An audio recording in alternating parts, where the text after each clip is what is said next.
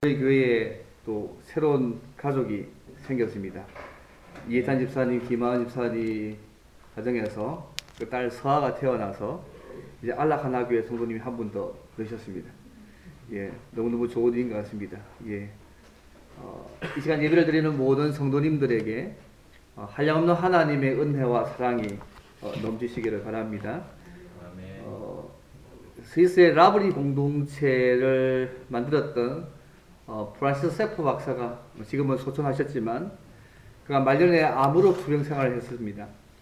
암과 혹독하게 싸우면서도 아픈 몸을 이끌고 그는 늘 캠퍼스 사역에 사실은 나섰습니다. 그는 자신의 인생이 얼마 남지 않는 것을 알면서 자기가 사랑했던 젊은이들에게 남기고 싶은 최후의 메시지를 그가 남긴 적이 있습니다. 그가 마지막으로 남긴 외친 내용이 뭐냐면 행복을 삶의 목표로 삼지 말라는 것이었습니다. 좀 우아하지 않습니까? 행복을 삶의 목적으로 삼지 말라. 그 의미는 그 당시 미국 그리스도인들의 문제가 행복은 구하지만 거룩함은 구하지 않고 있는 그 상황을 짚은 메시지였습니다. 사실 이 프란시스 세포 박사의 이 마지막 말년 메시지는 그 당시 미국 사람들에게만 해당되는 것이 아니라 오늘날 이 땅을 살아가고 있는 우리에게도 해당되는 말인 것 같습니다.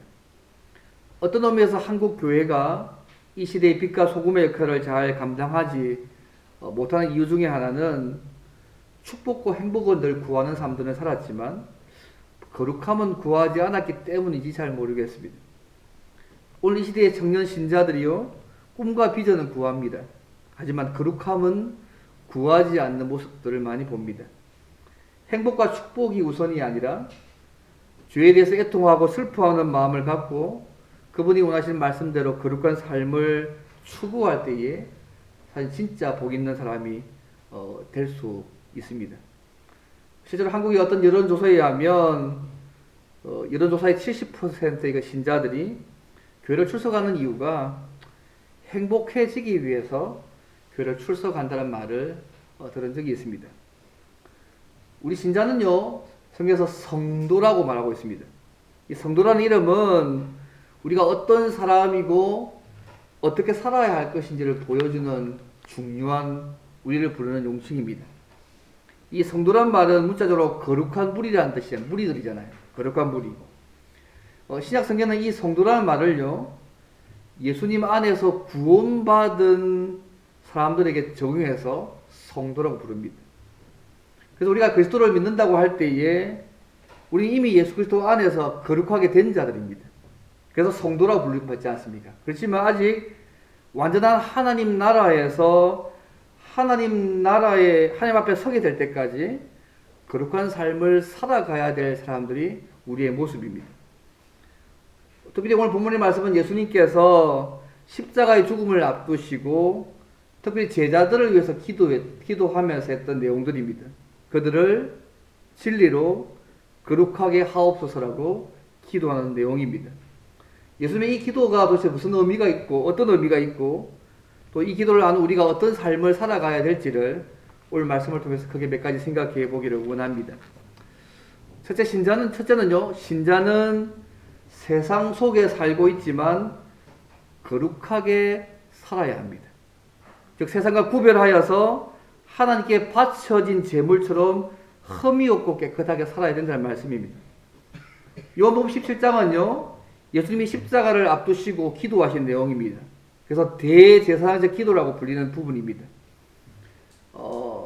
마지막으로 예수님께서 고별 설교를 요한복음 14장부터 16장까지 하시고 설교를 마치고 난 이후에 기도를 하셨는데 그 기도 내용이 요한복음 17장입니다.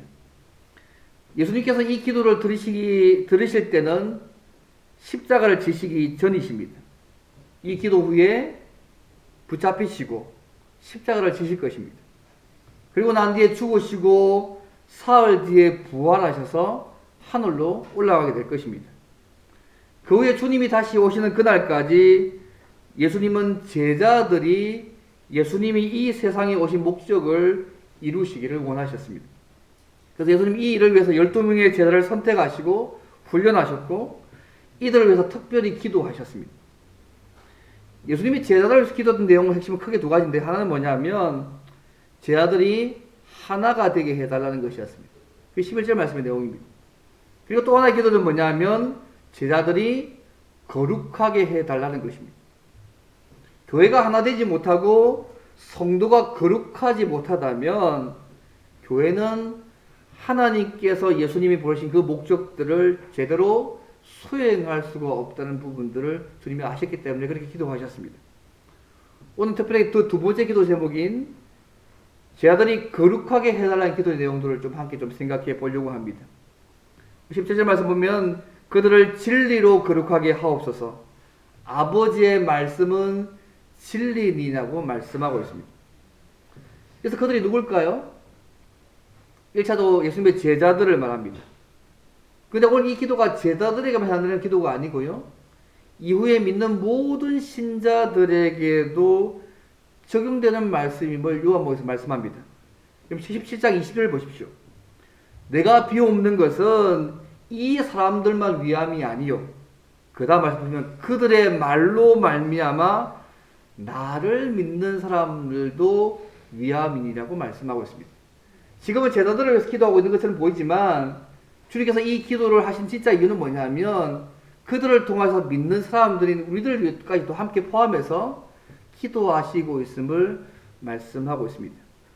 제자들과 앞으로 제자로서 살아가야 할 모든 성도들을 위해서 하는 기도 내용이 오늘 기도의 내용입니다.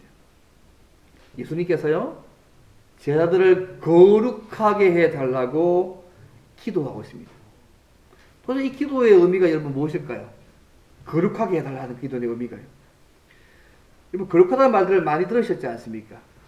이 거룩하다는 말들은 항상 다룰 때 소극적인 면과 적극적임을 항상 생각해야 됩니다. 소극적 의미는요, 거룩의 의미는 세상으로부터의 분리입니다. 세상에서 구별되어서 분리되는 의미가 첫 번째 의미고요. 적극적 의미에서는 하나님께 헌신하는 것을 의미합니다. 그래서 구약 성경에서요, 이 거룩의 의미는 흠이 없이 깨끗한 제물의 상태만 얘기하는 것이 아니라요, 하나님께 바쳐지는 제물의 성격 또한 그렇게 되어야 될 것들을 말하는 내용입니다. 그래서 어떤 학자는 여기에 근거해서요, 거룩하다는 말은 하나님을 섬기기 위해서 사람이나 물질을 구별해서 바치는 것이라고. 구별만 하는 것이 아니고 헌신에 바치는 것이라고 거룩의 의미를 정의하기도 합니다.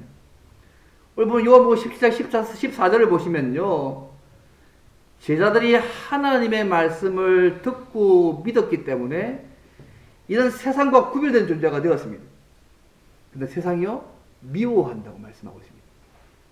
예수 믿고 세상과 구별되는 존재가 되었기 때문에 세상이 너희를 미워하게 된다고, 미워하는 걸 당연한다고 얘기하고 있습니다. 세상이 예수 믿는 사람을 미워하는 이유에 대해서는요, 이미 예수님께서 고별 설교 가운데 여러 번 말씀하셨습니다. 왜 그럴까요? 세상이 우리를 왜 미워할까요? 우리는 세상에 속한 자가 아니고 주님께 속해 있기 때문에 세상이 우리를 미워한다고 요한복음 15장에 쭉 이야기하고 있습니다. 그래서 거룩은요, 분명히 세상과 세상의 가치와 세상의 삶의 모습과는 구별된 존재로 사는 것이 거룩입니다. 그런데 요한복음 17장 15절을 보시면요, 이 거룩이 세상과 구별된 존재라고 해서 세상을 떠나는 것이 아님을 말씀합니다. 오히려 세상 속에서 구별된 모습을 드러내며 사는 것이 거룩이라고 말씀하고 있습니다. 15절 말씀 보십시오. 내가 비옵는 것은 그들을 세상에서 데려가시기를 위함이 아니요, 다만 악에 빠지지 않게 보존하시기를 위함이냐고 말씀하고 있습니다. 여러분, 거룩함이요, 세상에서 구별된다고 해서 세상을 떠나는 것이 아님을 여러분 기억하시면 좋겠습니다. 한때 중세시대의 타락한 세상을 보면서 이 마을놈의 세상 그냥 포기하고 세상을 떠나서 수도원으로 들어가는 것이 거룩이 아닙니다. 오히려 세상 속에 있으면서 세상의 속성인 악에게 속하지 아니하는 것이 성경이 말하고 있는 진짜 거룩의 모습입니다. 그래서 우리가 거룩을 생각할 때요, 세상과 무조건 구별되는 것으로만 생각해서는 안 됩니다. 세상 속에 섞여 살면서 그 세상의 풍습이나 어떤 철학적인 사조나 가치관들을 따라가지 않는 것이 진짜 거룩의 모습입니다. 그래서 예수님께서 제자들에게 얘기하죠. 거룩하게 하옵소서라고 이렇게 기도하시는 것은 너희들이 세상 속에 살고 있지만 세상과 구별해서 하나님께 바쳐진 제물처럼 흠이 없고 깨끗하게 살게 해달라는 기도인 것입니다. 이 기도가 그들에게만 필요한 기도입니까? 오늘 이 땅을 살아가고 있는 저와 여러분들과 동일하게 필요한 기도 제목이 아니십니까? 하나님은 레위기 11장에 이렇게 말씀하십니다. 내가 거룩하니 너희도 거룩할지어다. 베드로서 1장 15절 이렇게 말씀합니다.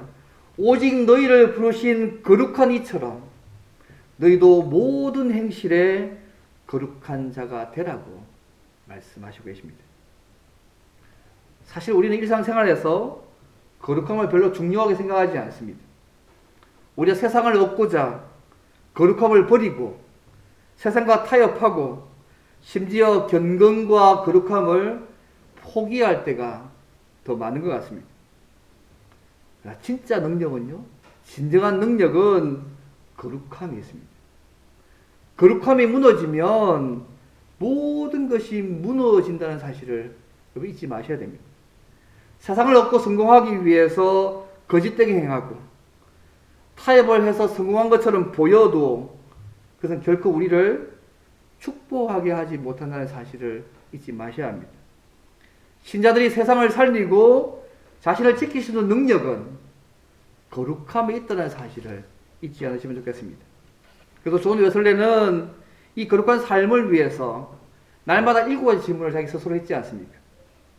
항상 기도하고 있는지, 매 순간 하나님 앞에서 내가 즐거워하고 있는지, 내가 모든 경우에 감사하고 있는지, 혹시 내가 욕심을 내는 것은 없는지, 내가 두려워하는 일은 없는지, 내 중심에 끊임없이 하나님의 사랑을 느끼고 있는지, 내가 무슨 말이나 일을 하든지 그것이 하나님을 기쁘시게 한다고 자신있게 대답할 수 있는지, 이 7가지 질문을 늘 매일매일 자신에게 얽히면서 하나님 앞에 하려고 일을 썼습니다.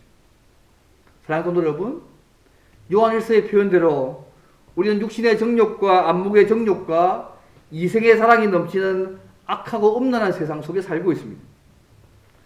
예수님께서 기도하신 것처럼 신자는 세상 속에 살고 있지만 거룩하게 살아야 될 성도임을 잊지 않기를 바랍니다.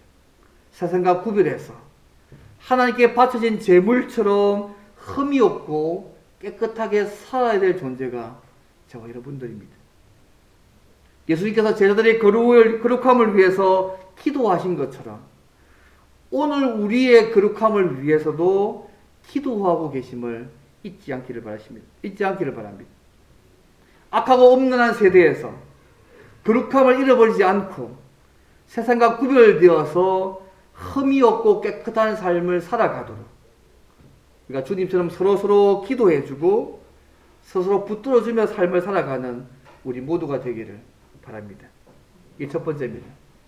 그럼 두 번째로 우리는 어떻게 거룩해질 수 있을까요? 아니, 거룩하게 살아라고 말씀하는데 우리는 그럼 어떻게 거룩해질 수 있을까? 이게 두 번째입니다. 십자가에 죽으신 예수님을 믿음으로 거룩해지고요. 말씀과 성령으로 날마다 거룩해져야 합니다. 십자가에 죽으신 예수를 믿음으로 거룩해지고 이미 거룩해진 것이잖아요. 그리고 날마다 말씀과 성령으로 날마다 거룩해져야 합니다. 어떻게 거룩한 삶을 살 수 있을지 요한복음 17장 17절에서 중요한 부분을 말씀하고 있습니다. 그들을 진리로 거룩하게 하옵소서. 거룩해질 수 있는 방법은 진리로 가능합니다. 그런데 그 진리가 아버지의 말씀이라고 17절에 말씀하고 있습니다. 그런데 이 말씀이요, 좀 더 생각해 보면 요한복음 전체에서 진리는요, 예수 그리스도를 말하고 있거든요. 요한복음 8장 32절에 이런 말씀이 있습니다. 진리를 알지니 진리가 너희를 자유롭게 하리라. 근데 그 진리가 예수 그리스도잖아요. 여러분 잘 아시는 요한복음 14장 6절, 내가 그 길이요 진리요 생명이니 나로 말미암지 않고는 아버지께로 올 자가 없느니라. 그때 그 진리가 누굽니까? 십자가에 죽으시는 그리스도의 주님이지 않습니까? 이 진리를 믿음으로만 거룩해질 수 있습니다. 그런데 그것이 어떻게 가능할까요? 19절 말씀 보십시오. 또 그들을 위하여 내가 나를 거룩하게 하오니 이는 그들도 진리로 거룩함을 얻게 하려 함이라고 말씀하고 있습니다. 여러분, 예수님께서요, 자기 자신을 거룩하게 하신다고 말씀합니다. 그렇게 하신 이유가 뭐냐면 제자들도 진리로 거룩함을 얻게 하기 위해서 예수님이 자기 자신을 거룩하게 하신다고 말씀하고 있습니다. 그래서 도대체 무슨 의미일까요? 예수님이 자기 자신을 거룩하게 하신다는 이 말이 무슨 의미일까요? 사실 구약의 제사법에 의하면요, 이 의미가 두 가지 의미로 사용되었습니다. 첫째는 제사장을 거룩하게 만드는 것입니다. 제사장이 쉽게 말씀드려서 예수님이 자신을 거룩하게 한다는 말씀은 1차적으로 백성들의 죄를 사하는 제사장의 직분을 이행하기 위해서 구별된 존재로서 제사장의 직분을 감당한다는 뜻입니다. 또 하나의 의미는요, 예수님께서 친히 거룩한 속죄 제물이 되신다는 것입니다. 그것이 오늘 본문에서는 예수님이 자신을 거룩하게 하신다는 말씀의 의미입니다. 그래서 예수님께서 내가 나를 거룩하게 하오니라는 이 말씀은 예수님께서 친히 대제사장으로서 또한 속죄 제물로서 십자가에 죽어주실 것을 염두에 두고 하신 말씀입니다. 우리는 이 예수님의 제사장적인 사역과 속죄 제물이 되신 그 사역에 근거해서 거룩해질 수 있습니다. 그리스도께서 십자가에서 죽으셨기 때문에 누구든지 그를 믿으면 거룩해집니다.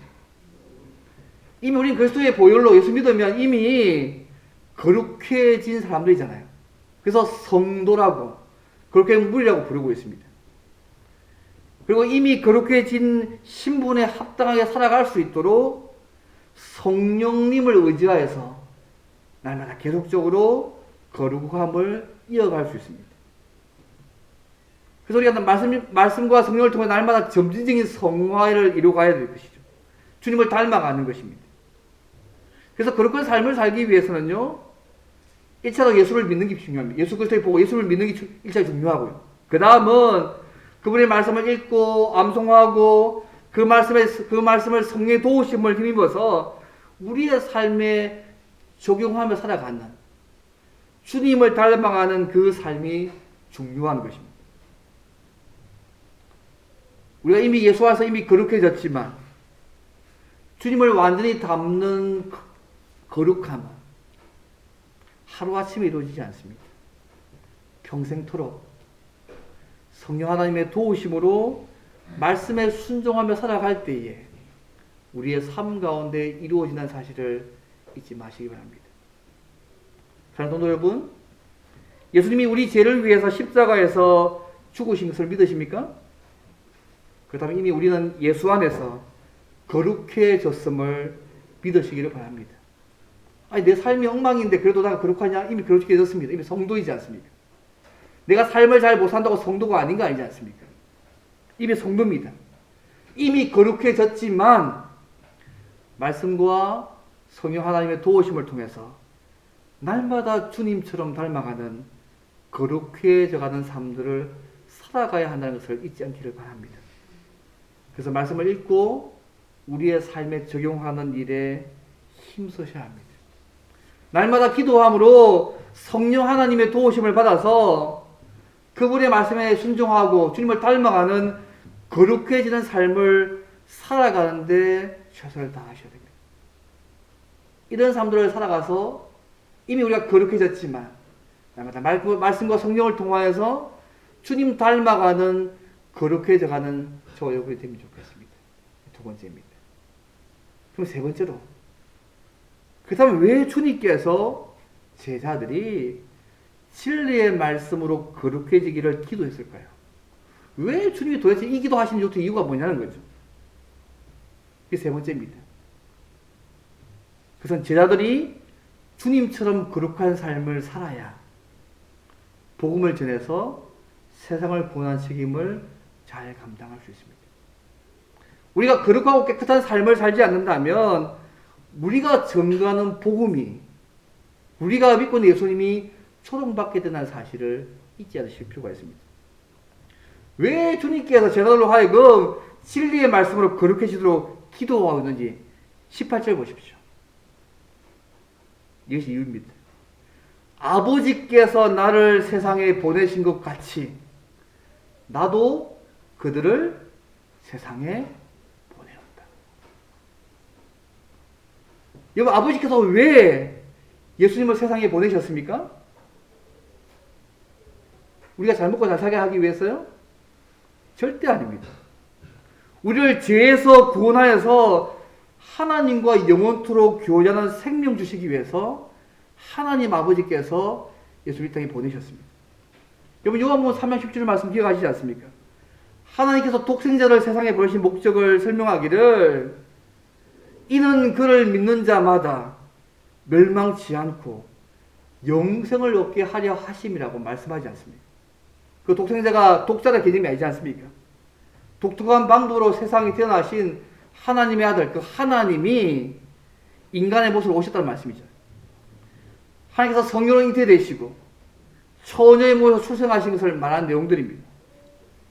그래서 요한복음 10장 18절에 이렇게 말씀합니다. 아버지께서 나를 세상에 보내신 것 같이라는 이 말씀은 아버지께서 우리에게 하나님과 교제하는 영원한 생명을 주시기 위해서 독생자를 보내신 것처럼 나도 그들을 세상에 보내었다고 말씀하고 있다는 사실을 주게 볼 필요가 있습니다. 여러분 잘 알고 있지 않습니까? 처음 세상이 창조되었을 때에 지금은 죽음도 없었고 다툼과 고통이 없었습니다. 성경이 그렇게 기록하고 있지 않습니까? 인간은 하나님의 형상을 지음을 받았고 하나님과 교제했을 뿐만 아니라 서로 사랑하고 만물을 잘 관리하고 살아왔었습니다. 그 조건을 유지하는 방법이 언약의 말씀대로 선악과를 먹지 않는 일이었던 걸 알고 있지 않습니까? 그런데 인간은 욕심이 끌립니다. 하나님처럼 되고자 했기 때문에 사탄의 말 듣고 하나님 말씀도 믿지 않고 언약을 배반하고 불순종함으로 죽음과 고통이 이 세상에 오게 되었습니다. 마치 판도라의 상자 그처럼, 그래서 로마 신화의 그 얘기처럼 그건 신화지만 이건 실제 일어난 일들입니다. 이 죄 때문에 인류에게 삶에 엄청난 변화가 일어난 거 아니지 않습니까? 가장 중요한 것은 하나님과의 관계가 달라졌습니다. 하나님과 전인격적으로 교제할 수 있는 그 존재가 하나님으로 쫓겨나서 헛된 우상을 섬기고 그 우상의 종이 되었습니다. 인간관계에서도 서로 사랑하고 돕고 협력해서 하나님의 뜻을 이루어야 될 그 사람들이 서로 미워하고 시기하고 심지어 사람을 죽이는 관계까지 발전했습니다. 자연과의 관계들 중에서도 인간이 종일토록 종신토록 수고해야지만 땅의 소산을 먹고 땀을 흘려야지만 식물을 먹을 수 있게 되었습니다. 그리고 땅의 환경도요, 인간의 죄 때문에 저주받아가지고 가시와 엉겅퀴를 내게 되었습니다. 인간은 타락한 이후로요, 선을 행할 수도 없고 오히려 악을 쫓아서 모든 범죄를 행할 수밖에 없는 삶들을 살게 되어졌습니다. 여러분, 모든 인류의 문제의 원인이요, 여기에 있습니다. 그래서 아버지께서 세상에 예수님을 보내신 것은 인간의 모든 문제의 원인, 그 죄에서 벗어나서 구원 얻도록 하시기 위함입니다. 우리가 예수 믿는 이유가요, 딴 이유가 아닙니다, 여러분. 우리가 예수 믿게 하신 이유가 딴 이유가 아닙니다, 여러분. 하나님과 교제하게 하기 위해서입니다. 근데 아버지께서 예수님을 세상에 보내신 것처럼 예수님도 제자들을 세상에 보낸다고 18절에 말씀하고 있습니다. 그래서 예수님께서 죄에 빠진 인간을 구원해서 하나님과 교제하는 생명을 주시는 것처럼 죄에 빠진 인간과 세상을 구원하는 일을 위해서 제자들을 세상에 보내셨다는 것입니다. 제자들과 모든 믿는 자들은요, 주님처럼 세상에 보냄을 받았기 때문에 예수님께서 그들이 거룩하게 되도록 기도하고 있습니다. 만약 우리가요, 거룩하고 깨끗한 삶을 살지 않는다면 우리가 전가하는 복음이 조롱받게 될 것이고 우리가 믿는 예수님이 조롱받게 될 것입니다. 예수님의 이 기도대로 주님의 제자들은 세상 속에 살면서 세상에 속하는 악을 따르지 않고 온전히 천국 복음을 전파하는 일에 그들은 힘썼습니다. 이들이 거룩한 삶을 삶으로 교회가 서게 되었고요.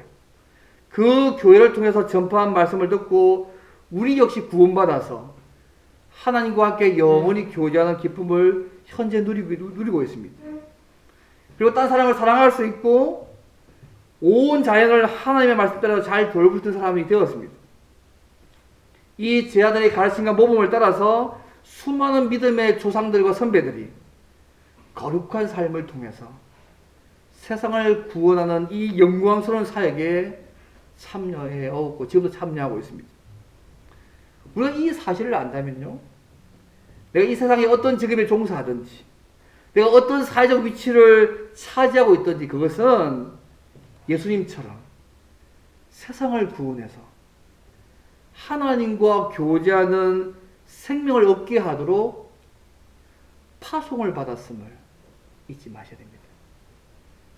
나 혼자 잘 먹고 잘 살게 하도록 우리에게 지금 주시지 않았다는 말씀입니다. 하나님께서 예수님을 파송한 것처럼 그분이 우리를 파송하셔서 그들 또한도 하나님과 교제하는 생명을 얻도록 하기 위해서 우리 그 직업전선에 우리의 삶의 위치 가운데 보내셨다는 사실을 잊지 않으시면 좋겠습니다. 이게 주님의 기도의 핵심인 내용들입니다. 이런 걸 생각하면 우리 위치가 얼마나 영광스러운 위치입니까?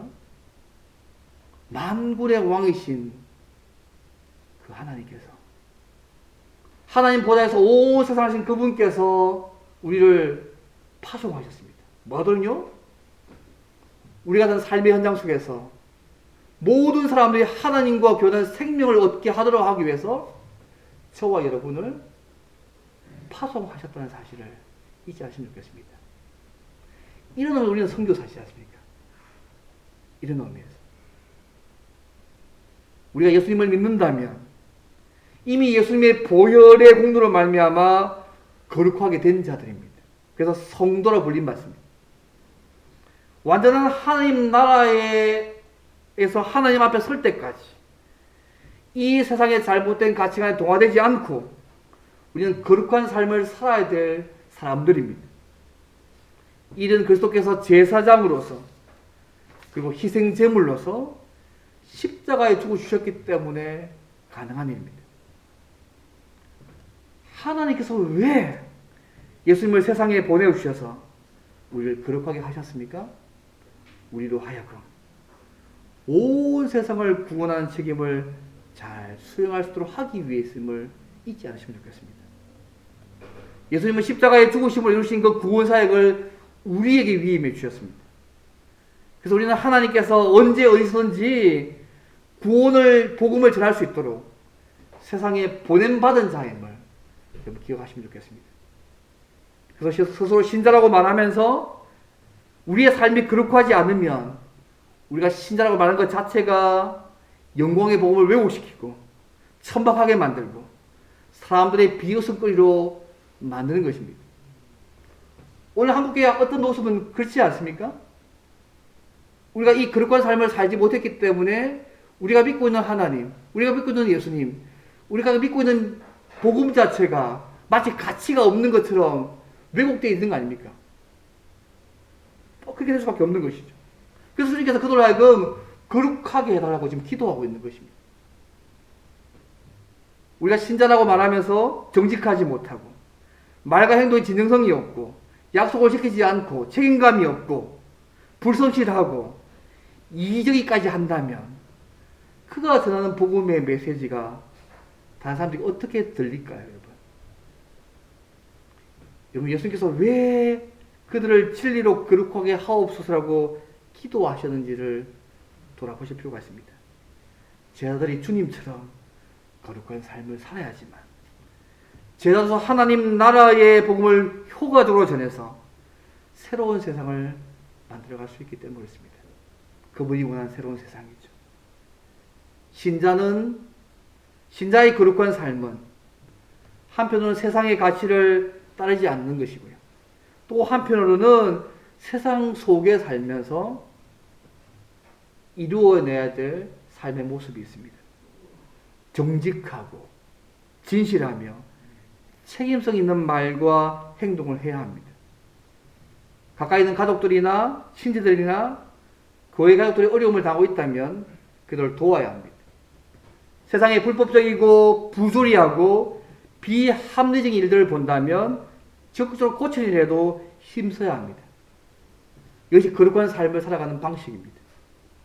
사랑하는 성도 여러분, 예수님께서 제자들의 거룩한 삶을 위해 기도하신 것은 그들이 세상 속에 살고 있지만 세상과 구별해서 하나님께 바쳐진 제물처럼 흠이 없고 깨끗하게 살게 해달라는 기도였습니다. 한마디로 거룩한 삶을 산다는 것은 하나님의 말씀대로 사는 삶을 말합니다. 여러분, 이런 사람은 끊임없이 말씀을 가까이 하고요, 그 말씀을 배우고 그 말씀을 암송하고 내 마음속에 두어서 그 말씀대로 살려고 애를 쓰게 되어 있습니다. 예수님이 이러한 삶을 살도록 그 기도하신 목적은 거룩한 삶이 전제가 되어야만 복음이 왜곡되지 않고 온전하게 전파되어서 세상을 구한 일을 감당할 수 있기 때문입니다. 여러분, 우리의 거룩함은 세상을 구원하고 세상 사람들을 주님께 인도하는 통로임을 잊지 않으시면 좋겠습니다. 바로 여기에 예수님의 기도의 중요성이 여러분 있습니다. 이 기도할 당시 예수님은 곧 붙잡혀서 십자가에 죽으시고 부활하여 승천하실 것입니다. 그 후에 하나님 아버지께서 제자들에게 세상을 구원하는 주님의 사역을 위임해 주셨습니다. 그 거룩한 사역을 감당해 가야 할 제자들에게 필수적으로 요구되는 삶이 뭐냐면 거룩한 삶을 사는 것입니다. 이 사역은 당시 제자들뿐만이 아니라 예수님 안에서 거룩하게 된 우리 모든 성도에게도 동일하게 위임이 되었다는 사실을 잊지 않으시면 좋겠습니다.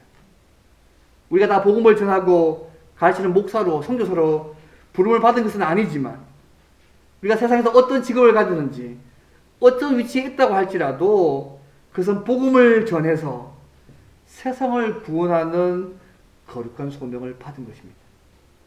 그래서 마틴 루터가 여기 독일어로 그죠? 이 직업을 얘기할 때 그죠? 그 말을 소명, 부실한 말로 독일어로 번역하지 않습니까? 그래서 영어로 보케이션이지 않습니까? 모든 직업을 하나님이 세상을 구원하기 위해서 부르신 것을 이해했기 때문에 그 단어로 직업을 잘 쓰고 있지 않습니다. 제가 어디가 TV에서 본 적이 있는데요. 그 베이비박스에 대한 내용들을 한번 본 적이 있습니다. 서울 관악구의 한 교회에서 이 베이비박스를 운영해요. 교회 앞에 그 아기를 놓고 갈 수 있는 베이비박스를 만들어 놨어요. 그 운영하는데요. 그 TV에 나올 때 보니까 지난 6년간에 980명의 가난한 아이들을 놓고 갔다는 거예요. 대부분 스스로 아이를 키울 수 없거나 장애를 가진 아기들을 그곳에 놓고 간다는 겁니다. 이런 베이비박스에 대해서 정부에서는요, 영유아 유기를 조정하기 때문에 중단하고 압력을 가합니다. 그리고 교회는 어떻게 되냐면, 이 베이비박스라도 없으면 그 갓난 아기들을 그냥 길거리에 버리거나 쓰레기통에 버릴 거 아니냐고. 이것은 영유아 유기를 조장하는 것이 아니고 아이들을 보호하기 위한 최소한의 장치다. 계속 일을 하고 있습니다. 정부는 반대하고 있고요. 교회는 일을 계속하고 있습니다. 요즘 아기들이 귀한 시대에 그죠? 애를 낳으라고 할 시대에 그죠? 이렇게 예쁜 아기들을 왜 버릴까요? 대부분이요, 어린 중고등학생들이 놓은 아기들입니다. 아니면 성폭행을 당하거나 말 못할 사정이 있어서 키울 수 없는 경우가 대다수라는 거죠. 근데 이렇게 아기를 놓고 가는 엄마들을 붙들고 상담해서요, 그중 한 15% 정도는 다시 그 엄마가 아기를 데리고 와서 키우기도 한답니다. 그렇게 아기를 키울 때 어렵잖아요. 그러면 엄마와 아이를 위해서 교회가 후원을 받아가지고 지원까지 한다는 얘기를 TV에서 본 적이 있습니다. 참 귀한 사역을 한다고 생각했습니다. 이 교회는 이런 모습으로 거룩한 삶으로 하나님의 사랑과 복음을 전가하고 있다고 생각합니다. 물론 저희 교회도 저기연금에 2번 정도는 그죠? 구제를 쓰고 있지 않습니까? 그래서 뭐 독거노인이나 한부모 가정이나 장애인들을 위해서 우리가 헌금이 써지고 있습니다. 그런 우리의 모습 또한도 하나님의 사랑과 복음을 전가하는 한 모습이라고 생각합니다. 더 많은 다양한 모습의 우리만의 방식이 필요한 것 같습니다. 사랑하는 성도 여러분, 우리가 어떤 직업에 종사하고 어떤 위치에 있다고 할지라도 그것은 예수님이 세상을 구원하기 위해서 우리들을 그 자리에 보내신 것으로 받아들이시길 바랍니다. 예수님께서 십자가를 앞두고 그들을 진리로 거룩하게 하옵소서 기도한 것을 우리 마음에 새기고 우리가 세상 속에 살고 있지만 거룩하게 살아가야 합니다. 세상과 구별해서 하나님께 바쳐진 제물처럼 흠이 없고 깨끗하게 살아가야 합니다. 그리고 이미 예수 안에서 거룩해졌지만 날마다 말씀과 성령 하나님의 도우심으로 거룩한 삶을 살아가기에 힘쓰시기를 바랍니다. 때로 이 땅에서 손해와 핍박을 당하더라도 거룩함을 잃지 않기를 바랍니다. 우리가 먼저 거룩한 삶을 살아야 우리가 전하는 복음이 왜곡되거나 천박해지거나 비수거리가 되지 않고 우리가 믿는 그 예수님께서 그렇게 되지 않고 세상을 구원하고 변화시킬 수 있다는 것들을 여러분 기억하시면 좋겠습니다. 이제 5월부터 우리 교회도요 다시 노방둥도 시작하려고 합니다. 6월이 되면 이제 5예배다 시작합니다. 또 올 한 해는 한 사람이 한 명씩 전도하려고 우리가 예를 쓰려고 하고 있습니다. 우리가 이 사역을 잘 감당하기 위해서는 우리가 말씀과 성령의 도우심으로 날마다 거룩한 삶을 살아가야 한다는 것도 잊지 않기를 바랍니다. 우리의 거룩함은 세상을 구원하고 세상 사람들을 주님께 인도하는 통로입니다. 그래서 날마다 주님처럼 거룩한 삶을 살아서 우리를 통해서 복음이 왜곡되지 않고 온전하게 전파가 되어져서 우리 주변 사람들과 이 지역과 세상을 구원하는 일을 잘 감당하는 저와 여러분 되시기를 주님을 바랍니다. 오늘 말씀을 생각하며 기도합니다. 하나님, 우리 예수님께 하심을 감사합니다. 우리가 이미 받은